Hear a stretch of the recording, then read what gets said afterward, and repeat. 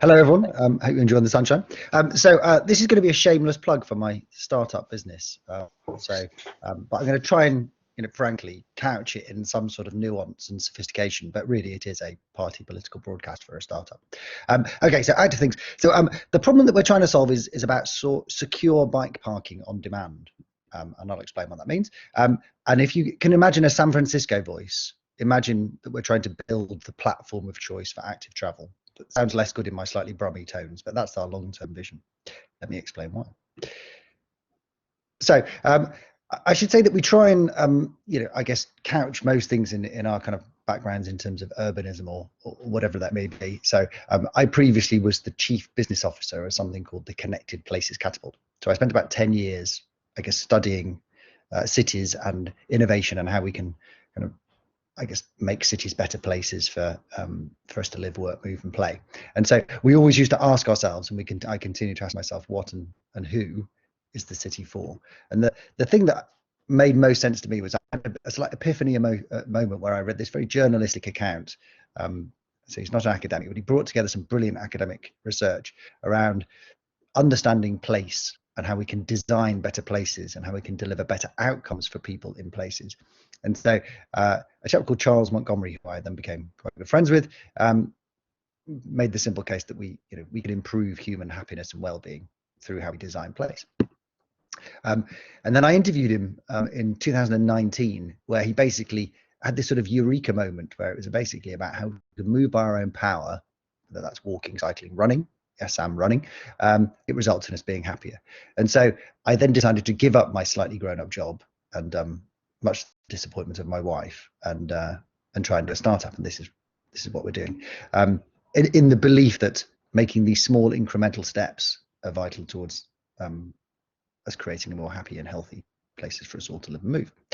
But then clearly, Charles Montgomery is not the first person to think about this. So yeah, somebody like Jane Jacobs, having thought through and studied and observed how we live and move in cities, her concepts to do with exuberant variety and the great blight of dullness have kind of stayed long with me, and again have kind of helped shape what we're choosing to focus on in terms of the startup.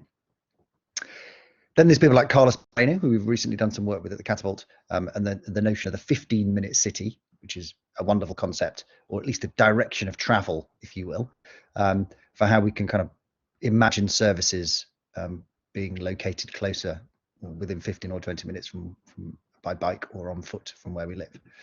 But then whether we like it or not, there is this kind of software, the idea that software is eating the world. So we think about remote working in the most recent times to do with the pandemic.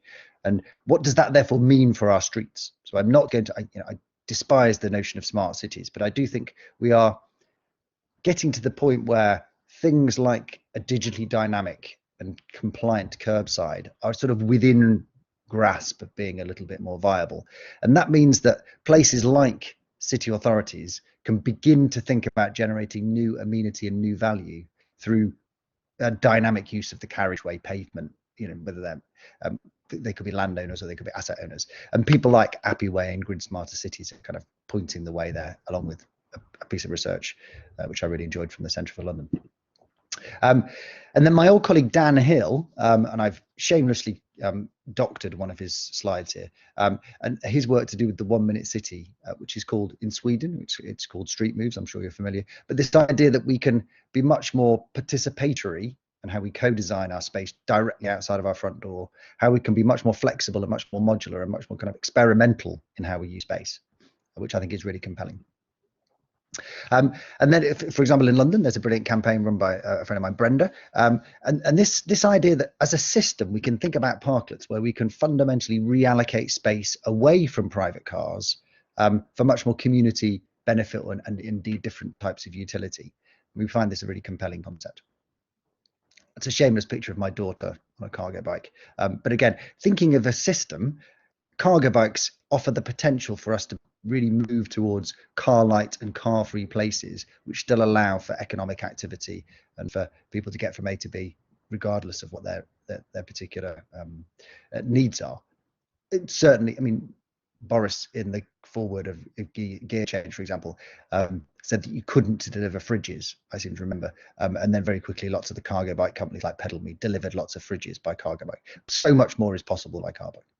And then if you think about space and urban space and how we allocate it, something like, the semi-ubiquitous post office box, if you think about the regularity of those, they're about every 250 meters or so within a city context. So what else could we bear that level of repetition without us being crushing? Well, I guess it needs to have some sort of utility that is really compelling. Then if we think about design, we always think about it in the most inclusive and accessible sense. So my good friend Isabel, who runs Wheels for Wellbeing, has really kind of helped us think much more differently about how we can design for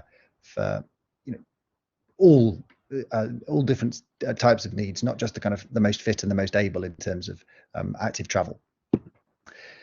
So that's therefore led us to set up active things, which we think of, perhaps slightly self-regardingly, as active environments and an active travel business. And let me explain why that is. And it's basically a combination of people from the Netherlands and from in the UK, and in particular London, with a variety of different skills. And like we said, we've just started with this very specific first thing, which is about making bike parking less of a pain. So helping people find it, use it, pay for it, hopefully leading to less theft and less wasted time trying to find places to secure your bike, particularly if you have a cyber bike which you want to be there when you get back. So with the explosion in e-bikes, for example, we think this is a material factor for enabling active travel at scale. In line with bike use booming, bike theft is also booming, and that includes not just cities like London, but also places like in the Netherlands, where there's amazing infrastructure already. But again, e-bikes have kind of changed the picture a little bit. This is just basically saying there's loads of demand, and also if you take a city like London, there is data on other cities, of course, but London, we know that there's a 40,000 waiting list for on-street bike parking. So it's a big amount of demand that's not met. So the thing that we're trying to focus on is a new type of secure bike parking that's available on demand, accessible by a handy app and an API, i.e. there's no keys. So therefore, any amenity can be used by any number of people, only one person at once, of course. And in particular, focusing on not your primary residence or your primary place of work, but for all of the other intermediate, the 75% of or so of other trips that we make in our daily lives. Shameless again, picture of my daughter and son. So we're working with some people called Cycle Hoop, who you may be familiar with, who do some brilliant work in all sorts of different form factors for secure bike parking, but they also do forms of parklets. So their mobility Corral, for example, which you can see on the right hand side, is one such example, and where we're looking to add some secure bike parking alongside this kind of more parklet-like approach. A mock-up, a render, but gives you a sense of how it might look. So it has to be blended in with much more greenery and other kind of human activity. But if you simply want to put them in the most blunt form, they can be added in kind of the highest risk areas. For example, that's near where I live in, Elephant and Castle. These are some of the form factors which are in their most blunt. Again, shameless picture of my children. But then we also have to remember about constraints. So large amounts of street space could be allocated for all sorts of different things, but we have to remember that we're dealing in very kind of straitened times financially. I think it's quite illustrative in terms of in the AA. It's a bit of a sort of loss of revenue, fear factor. If you're going to ban cars, what are councils going to do in terms of revenue sources? And it is a material thing. So how can we think about generating new forms of income? So basically, Add to Things helps both people find these locations, which we are adding our first few now in London, and hopefully soon in Manchester, working with TFGM and Manchester City. But it also, so it saves the individual time and money, but it also helps the asset owner make and save money. So new forms of revenue. So what we're proposing for these kind of interim uses, so, an hour, half an hour, up to 3 hours, is that you pay a penny a minute. So 60 pence an hour. We can debate whether we think that's affordable or not, but hopefully it is. And then the idea is that we then, over the course of, we would install the units. So again, to overcome the kind of capital expenditure outlay that will be required by the council. And then after 20 months, the capex and opex is recouped. Then there's a 50-50 profit share. So therefore it's generating new forms of revenue, but then they don't charge us any land costs. So at the moment, we're already the bike parking map for London used by TfL, and also venues like Tate. Tate Modern, if you go on their website, it says see bike parking spots on active things, and then links to our particular very simple web app. We've put similar ideas to TFGM about how we can essentially form an open data partnership where all sorts of different organizations can draw down and indeed add to the data, but in order to make it as usable by the greatest number of people as possible. And then equally we're working with Wheels for Wellbeing and a few different cargo bike companies about where are the locations where there are barriers to riders of non-standard cycles, for example, so you can plan those journeys more effectively. Basically, this is just to say we're in the green point now, but we started back in 2019. We set up something called Run Friendly, which was showers on demand. It then had to effectively be paused because of the pandemic. But I guess it's illustrative of trying to find barriers to why people say they don't actively travel and then try and work out ways to overcome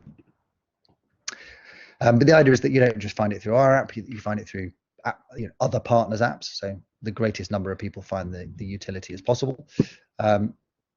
And then this is just a shameless plug for an entirely separate campaign that we're involved with, which we set up with Runners World called Run Some, which we'd love to talk to you about another time, which is basically running as a form of active travel. And that's our general details. And we'd love to pick up as part of the panel conversations any questions that you may have. Thank you very much.